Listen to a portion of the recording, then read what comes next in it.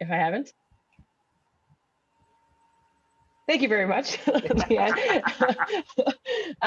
But it's some new faces, so it's very nice to meet you. Yes, my name is Amelia. Thank you, Gary, for the introduction. I actually thought he was going to say extra words, but we'll leave that for later. Yeah. So as Leanne mentioned, just the chat. I think I might do is leave the chat till the end, because there might be questions that you have that I might answer throughout the presentation. So I will check the chat at the end. Don't worry, I have a portion of time kind of left for questions, comments, and concerns. But other than that, I am ready to get started here. I think Leanne has to let me as a host so I can share my screen. No, you should be able to. Can you share your screen now? Because I thought I try that now. Sure. There you go. All right. Excellent. All right. Can you guys see this? Yeah. Yeah. Perfect. You guys can't see me anymore, right? Yeah. Yeah, we can. Okay. We can. Oh, you can. Okay. Yeah, in the top corner or something, right? Yeah. Right. Okay. So as Gary mentioned, my presentation is about it's more than just exercise, kind of going through, oh, is it? Please tell me it worked. Okay, the overview of it, it's not going to be a long presentation because as I mentioned, I'm about movement and exercise. So I'm not going to get us to sit here and do nothing for the hour or the 45 minutes that I'm going to be hopefully not talking all of it. We're going to quickly go through those side effects of the treatments that you guys all may or may not have experienced some of them. Why we exercise, how much we do for recovery purposes or other purposes. And then we're going to go through why it's not just exercise. And then I have a little portion of obviously question, comments, and concerns. And then I'm going to get us to move a little bit at the end of it. It's like a workout number 3 for everybody this week. Of course, everybody who knows me, we can't skip over that movement section here. So, oh gosh, there we go. Okay, so as you guys may all have experienced some or all or maybe not any of these side effects due to treatment, whether it's whether it's surgery related, whether it's hormone therapy, all of these effects may come up. And they may not all be listed here. I may not have listed every single thing that you felt. A lot of the times, a lot of the gentlemen also have individual side effects that they feel that not everybody feels. A big one that I'm going to really kind of focus on is that weight gain, increased fat mass, the decreased bone density, the fatigue, the sarcopenia, kind of talking about the mood and the energy levels, and that's how exercise can affect all of those things. Now, as we experience those side effects, let's go back, especially with as you get treatments, the weight gain, the sarcopenia, so the loss of muscle mass, that can lead to a lot of different things. Now, with the loss of muscle mass, because prostate cancer is not all, of course, but most gentlemen that are older gentlemen. So now we're already hitting an age group where there is an increased risk of lowered activity. So when that happens, when we have the side effects of the treatment of the sarcopenia and between the sarcopenia and the weight gain and the fatigue, where you kind of just don't feel like you want to do anything with the lower energy levels, what happens is leads to a couple or multiple comorbidities. A big one we start seeing with the weight gain is the concern of obesity, the lower bone density with the osteoporosis. Now, those two combined with fatigue and lower energy levels of not wanting to move, that kind of combines to create more kind of risk for both of these. Now, the increased risk of the obesity on osteoporosis increases, and the decreased activity increases the risk of falling. Why? Because with our decreased lean muscle mass, we lose also not only just strength in our muscles have receptors in there that work on our balance, our proprioception, our neural connections also decrease. Neural connections are very important because the brain is ultimately the center that fires off the electrical signals that send it to our muscles. So when those neural connections decrease and they fire less and they fire less quickly, we're unable to feel more balanced. So now what happens when you feel fatigued and you are lower energy? You also lose your strength and muscle, which means you lose a little bit of confidence in kind of doing your everyday activity. Now your fall risk increases because your receptors in your joints, whether it's in your ankles or your knees or your hips, they're not in the activities that they normally do, right? That whether you're walking or moving around, gardening, or just reaching up to grab something in the top shelf, all of those receptors now are not being used that they normally do because of all the side effects that we feel. And so because we're more afraid of falling, we actually move less, when really we actually want to increase the ability to have those receptors respond appropriately. Now, a big part too with the lower energy levels and the fatigue, we tend to not want to do anything. So what that leads to is the activities that you normally get to go, whether it's gardening or playing hockey or playing my favorite game in the world, soccer, running around. I hope people are watching the Euros. And you don't do any of that because you feel like you can't anymore. And that definitely leads to the big one here, the big depression. And you feel like your quality of life is starting to decrease. And as you move less, again, you move less, you do less, everything starts to lead to that obesity, osteoporosis, and the decreased independence that you may have for yourself, right? And the decreased independence and then the decreased quality of life all leads back to that now depression.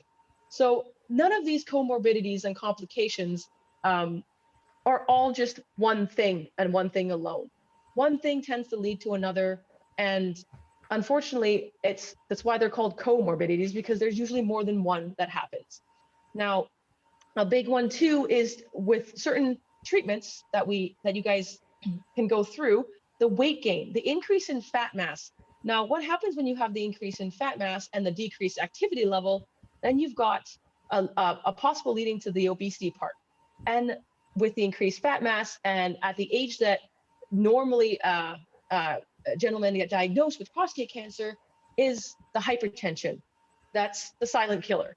Now, with the increased fat mass, that means there's most likely increased plaque deposits into our cardiovascular system, which decreases our function for our ability to move for longer periods of time. So it decreases our function of our heart. And that's where we can lead to that kind of cardiovascular disease area. Now, all of that being said, and you guys may have already heard a lot of these comorbidities and these side effects, is the good news is it doesn't have to be that way. By the way, you should be impressed that took like 5 minutes to figure out how to do, okay? All right, so that's the good news. It's all of these comorbidities and complications, they're not necessarily here to stay forever. They can be combated by exercise. Now, why is exercise good? This is the big one that's where I come in, right? This is why we do our 2 times a week exercise group, and that's why you guys go on your walking group. Now, as we all know, even with the general population who doesn't who lives on and does their exercise, any exercise, resistance exercise or endurance exercise will increase our lean muscle mass. Now, going back to any treatment, we lose lean muscle mass, right, when you get treatment, during therapy, and then when you are feeling fatigued and low energy, don't want to do anything, you continue to lose lean muscle mass. That's the muscle mass that will help move you, will help kind of get you going, help you get gardening, help you stand for a long period of time, go for walks, walk the dog, all of those things we want to be able to do. So exercise and resistance exercise will help you kind of increase that lean muscle mass, and we want to increase that. On top of that, regular exercise will also help decrease the fat mass. As mentioned before, that fat mass that builds up, the lipids, the cholesterol that increases due to treatment, okay, those can end up being plaques that get deposited into our arteries that can lead to cardiovascular disease. Now, we want to decrease that. One of the things for more prominent in men, fat mass, is our beer belly, right? That's where everybody looks. That's where men generally have their fat deposits, is in the stomach. And that's no good for us. That increases the chance of hypertension and obesity and all those comorbidities that were listed on there. So regular exercise routine is going to help decrease that fat mass. Now, what happens is we don't actually just replace the fat mass with muscle mass. That's not, there's no one and then covers the other. That's not how that works. What happens is we actually our body starts getting used to using the fat in our body as energy, and instead of just the sugars in our body. So that's how we actually get rid of our fat mass in our body, is when we start doing regular activity, especially at the that 60, 65 intensity mark, for that 30 to 60 minute mark, 3 times a week, is our body gets efficient and metabolizes the fat in our body to use as energy. The more efficient we are at doing that, the more fat mass we lose. And as we do a resistance exercise and as we can increase weight moderately, as we get better, right, and stronger, that's where the lean muscle mass will come in. Now, overall, moving and loading your joints, we increase our bone density, which decreases our kind of risk of osteoporosis. And it also, what it does is if you do fall, knock on wood, nobody does, with the increased bone density, there's less likely that you fracture anything. So the increased bone density is very important. It's why we do some of the jumping jacks or the stepping jacks that we do, because that puts light or mild impact onto our joints and our bones, that allows for the bones to regenerate more bones in our bones. Now, this is something that's very important with the energy levels. It's when we get into regular routine. I've been doing personal training for 14 years. My main age group is 55 plus, gentlemen and ladies. All of them come to me in the first month, if they stick it out with me 3 times a week or twice a week. The first thing they tell me is that although I don't see any physical change yet, the thing that I notice the most is, 1, my energy levels have increased. They feel more alive at work. And 2, they're sleeping better. And those are the 2 things that actually start and keep people from stopping exercise. Because when you feel energetic, you want to do more. You actually find yourself starting to be like, oh, well, today I actually feel like I want to do, after the workout, go garden. Something that you might be staring at for months on end, like, I really should get to that tree. Well, I can wait till another day. And when you get that energy level increase, you find that you want to be able to do more of that extra stuff that you weren't able to do before.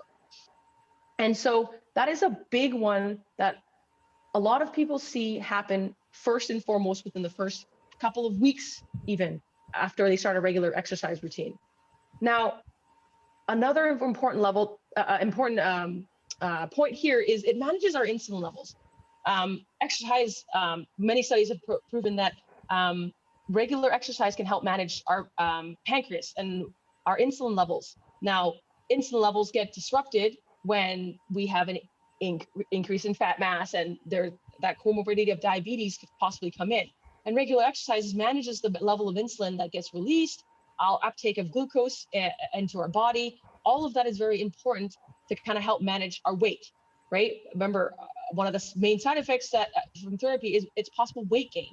And when we have that weight gain, we put more pressure on our joints, right? And when we also have that side effect of losing bone density, extra weight on our joints that we don't move with, puts a lot of extra stress on our joints. So we have to manage that weight by not only exercising and decreasing the fat mass, but we also have to manage the insulin levels that help manage the glucose levels in our body. So that's where exercise will come in for that too.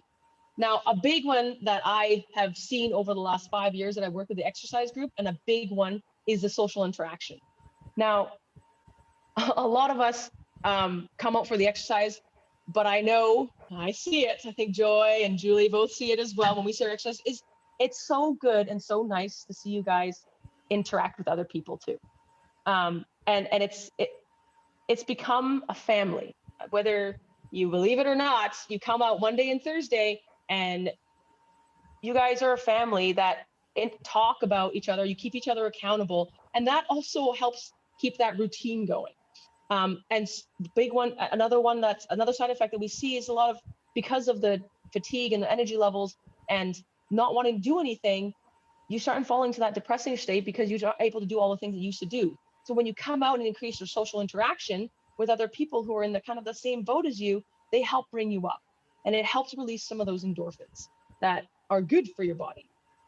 And as I mentioned before, right, the decrease of risk of cardiovascular disease is very important as well, right? Decrease the plaque, plaques that kind of deposit into the arterioles, right? The light walking definitely helps. Now, how much exercise do we do? Well, my rule of thumb for anything is better than nothing, right? If you sit there all day and do nothing, that's no good. If you get yourself up and you go for a walk around the block, and that's the only activity you do, that is better than if you were to sit there all day and do nothing. Any light activity is good, right? It's not about how hard you can push. It's not about how many burpees you can do. It's not about who can run up and down the block 800 times. It's about moving. And that's something that we really need to kind of keep in mind, is that many of us may come from a background where we're used to playing high intensity sports or high activity level, where you're used to cycling 250 kilometers in a week. I applaud you guys, my goodness. Are used to running and skiing and doing all of those activities at a high intensity level several times a week. And you get to this point and you're like, why do I not have any energy? Why can't I do all of those things anymore? And you feel like this is not enough. I'm going to tell you right now, it is. You have to start somewhere, and anything is better than nothing. And it may not be what you're used to doing, but it is better than just doing nothing. Now, a lot of studies have shown that light activity, whether it's light walking or light resistance training at 30 to 40%, is still better than nothing. And as you get more energy and as you get better, you can head into that moderate to vigorous zone, which is about the 60 to 70 intensity. That's probably about the range that we usually work at the exercise group, or at least with myself.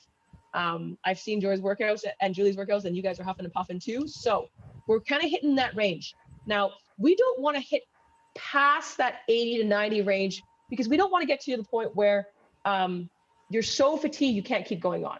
So for those of you who've joined me on the Thursday group, one of the things that we've been doing, it's kind of like your own experiment that we've been running, is our jumping jacks. We started at 15 seconds. We're now at 45 seconds after 6 weeks, right? Continuous jumping jacks, whether it's jumping jacks or stepping jacks. Now that itself, 6 weeks ago, those of you who were doing 15 seconds and were kind of at that pace and huffing and puffing, and now you guys are hitting that 45 seconds and huffing and puffing, there's your light activity moving up to that moderate vigorous activity, and you're able to sustain that, right? And that itself already proves that you're even with treatment, even at the age that you guys are, you can still improve that cardiovascular portion of your body, and it's very important that we do so. But if you go all out, and something that I always say is, like, you want to keep a comfortable but challenging pace and be able to finish, right, the 45 seconds, not something that's going to wore you out in the first 10 seconds. That's where this 60 to 70% kind of comes in. We don't want to hit 100%. I don't want you to be out for the rest of the day. I want you to be able to function for the rest of the day. So we have to hit the right intensity. Now, this is arbitrary to everybody. My 60 to 70% might be much lower than Leanne's 60 to 70%, right? Than Gary's 60 to 70%. It has to be individual, right? It is what your 60 to 70% might be, right? So you have to gauge that on what you're able to do at that time. And a couple of studies that I've looked for and that I use on that I have at this end of the PowerPoint. I've got a couple articles at the end that I put onto the references. I don't know if you guys get a copy of this PowerPoint. If not, just message me. I can send you the links of the papers. But most of them say 2 to 3 times a week, 60 minutes, anywhere between 2 to 4 sets to 8 to 12 repetitions. Now, these are that's based on resistance exercise. The light walking or the jogging or the cycling, or rowing, whatever you do, 30 minutes, 60 to 70% is good as well. Those are kind of the markers that you want to aim at to kind of get your benefits out of the exercise that we do. Why are you not? There you go. So why is it more than just exercise? One of the big things that I like to say is chemicals fighting chemicals, right? You're getting treatment. You're getting things, whether it's radiation therapy or hormone therapy, immunotherapy, surgery. Your body's being you're releasing chemicals that are not what your body wants. Exercise releases chemicals that are good for your body: dopamine, serotonin, norepinephrine. All of those chemicals combat the bad chemicals that are getting put into your body. So it's very important to get that routine of exercise, because you want more of those good chemicals, good neurotransmitters in your body, right? And we want a consistent release of them. And the way to do that is to have a good routine that you can help have those release, whether it's the walking group or the exercise time that you guys do. Even gardening once or twice a week. It's that time of the year where all of you guys might be gardening. That's exercise too, believe it or not. I mentioned this before, a gentleman's gathering. You guys, it's good for you guys to come out. As much as I work with you guys, right? I love working with you guys, and I've read all the articles, and we do all the research. I can only be sympathetic.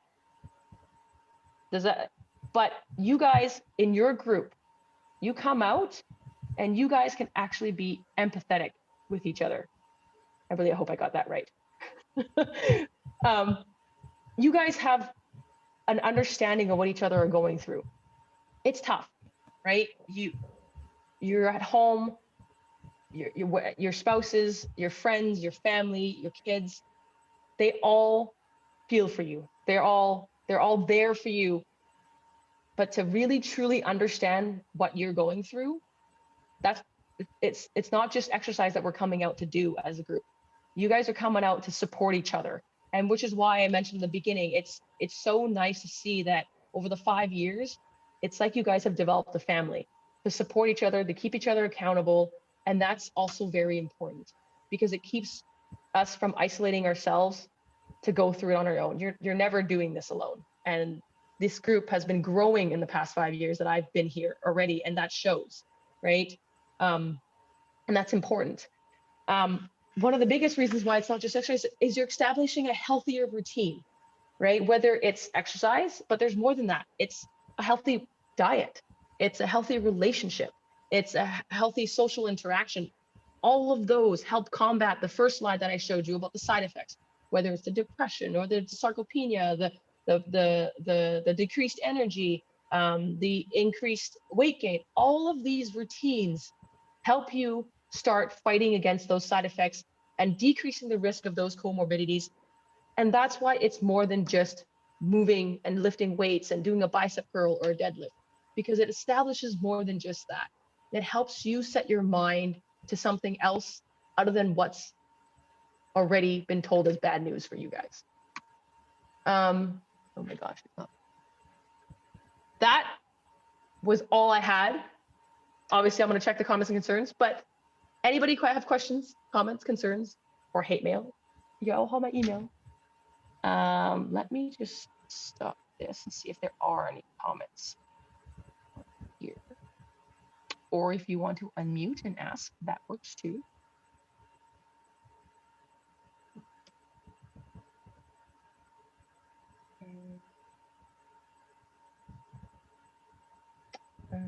Okay. I didn't see anything on the chat. So yes, the last thing I have prepped for us, if you don't have any comments for me, is I have something planned for us. Obviously, I'm here talking about exercise and moving. I don't find it very good if I just sit here and talk for 45 minutes and you guys are sitting for 45 minutes. Now, don't worry, you don't need any equipment. What I have planned is something that you can do sitting. So if we're doing, whether it's post-dinner or you're watching TV afterwards, or in the morning when you're, watching the news, or you're having a coffee. This is something that you can do sitting. All of these things that we do right now, what I'm about to show you, is you can do them while you're sitting in your chair. And all it is just getting you to move. All right. So I'm going to move the camera so that you guys can see me fully with my chair. You guys can stay seated exactly where you are. All right. Let's see. Light wise, this is better, isn't it?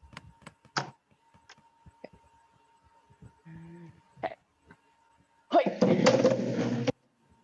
Is it better or is it not better? Should I go the other way? Is this better? Nope, this is definitely not better. Yeah, I was just going to say, if you point it down a bit more. Yeah, there we go. Now we can see you sitting. Okay, so first one is super simple. You're going to sit to the edge of your chair. We're going to work the legs.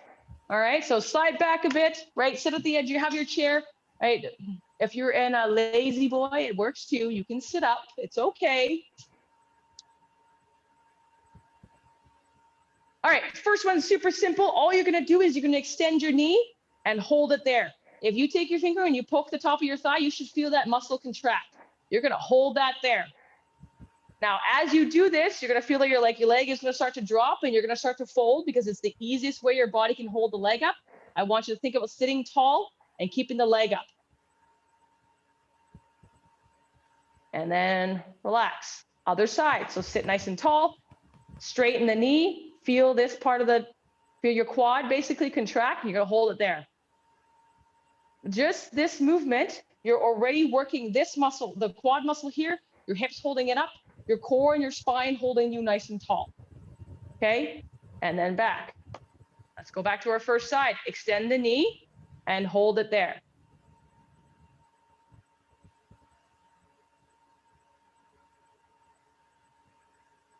Now, this moves our knee joint mainly. Bring your toes towards you. Okay, now that I'm contracting basically all of my lower leg muscle, like my entire leg muscle. I haven't had to get up from my chair. This is already working my muscles. And this sometimes is all we need.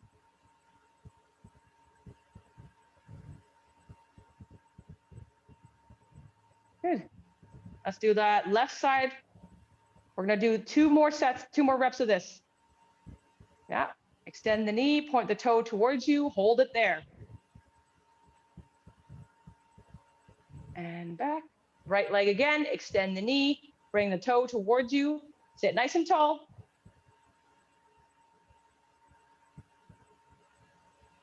And back, last one on the left side. Extend the knee, bring the toes towards you.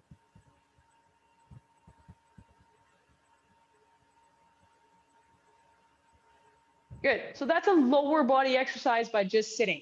Now, the next one we're going to do, okay, take your hands, okay, you're gonna push on the edge of the chair or if you have seat handles, that works too.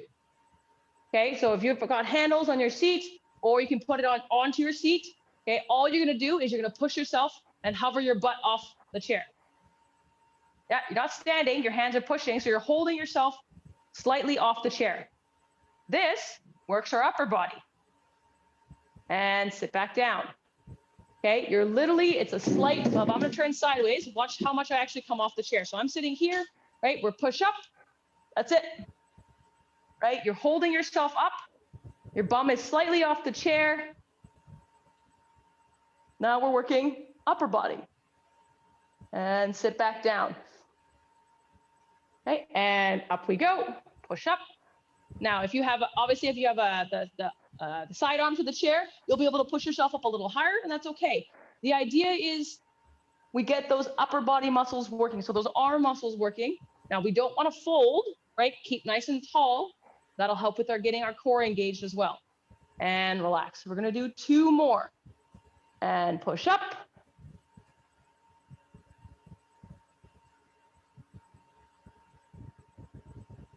And relax. Last one. Push up.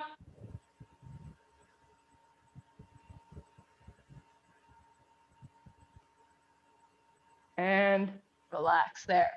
The next one, you're going to slide off your chair a little bit. Keep your hands on the chair. It's very, very important to work these muscles here. This is the triceps, which is the back of the arm here, because this is what helps us push us off, whether it's the toilet seat or the bathtub, okay, or getting up the stairs. We use these muscles, these arms, to push ourselves up. So this one's simple. You slide your butt off the chair, have your hands on the handle or the seat, and you bend the elbow and back down. You use your legs as much as you need. You don't need to go all the way down, right? You just need to get down as comfortable as you feel, right? Some of you may not have the shoulder range, and that's okay. So then you slide back a little bit. Use your legs as much as you want. Good, rest, and you slide yourself back onto the seat. So that works the muscles here, and it stabilizes the shoulder here. And you get to use your legs as much as you need. If you are very, very good at this, you can straighten your legs and try to do that with your knees straight. All right, so slide your butt off. All right, down we go. Yes. Yeah, use your legs as much as you need. So push up as much as you feel comfortable doing. 3, 2, 1. And slide back on. Good. Whew. Turn back this way. So we've got a lower body exercise. Okay, we've got 2 upper body exercises. Okay, now here's a core one that you can do for your abdominals, right? So for this one, all you're going to do, okay, you're going to lean back slightly from your chair. So you're going to sit to the edge of your chair, lean back slightly. Right away, you should feel like your abdominal muscles engage, right? That's only if you don't curl the spine. So if I turn back this way and you take a look at me, right? As you lean back, you don't want this to happen. Okay, this actually disengages the core here. We want to lean back here. You should feel a pull in your stomach. Okay, and then you come back. Okay, lean back, stay nice and tall in the spine. Okay, lean back as far as you feel comfortable before you fall into the chair. Then you come back. If you put your hand in your stomach, you should feel like your abdominals are pushing into your hand.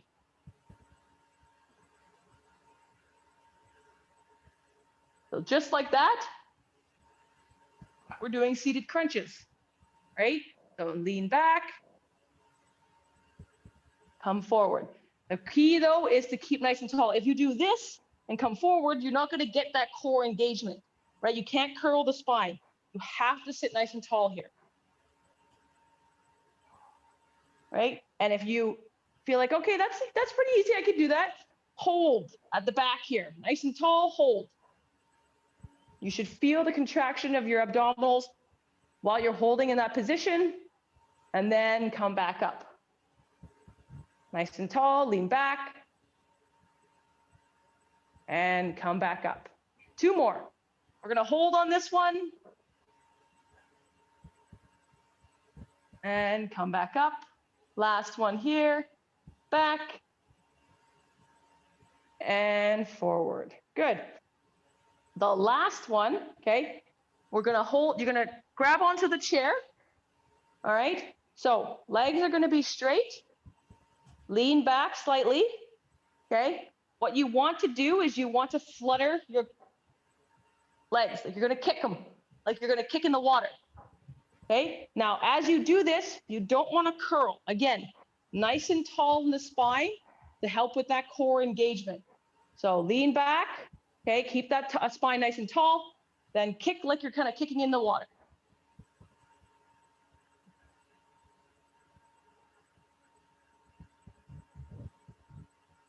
Rest. And again, lean back, nice and tall in the spine. You should feel your abdominals engaged. Now, you're gonna feel them less engaged if you start curling your spine. So you need to stay nice and tall.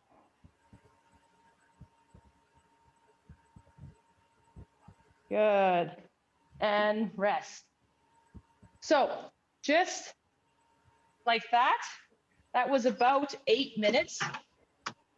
Even that, in the morning when you're watching TV or you're reading, all of a sudden you want to take a book, take a rest, right? Those movements all help just move your muscles. It helps build the neural connections that our brain sends to our muscles, and we want to increase those connections, increase the speed of them, increase the amount of them. And if we continue to move and we kind of think and engage those muscles, that's what's going to build those neural connections. And that's what's going to help kind of build a routine, help with our lean muscle mass, and all of the things that exercise brings. And that didn't even get you out of your chair. All right, everybody. You guys are never this quiet, so it scares me. Hi, Amelia. It's Tony here. How are you, Tony?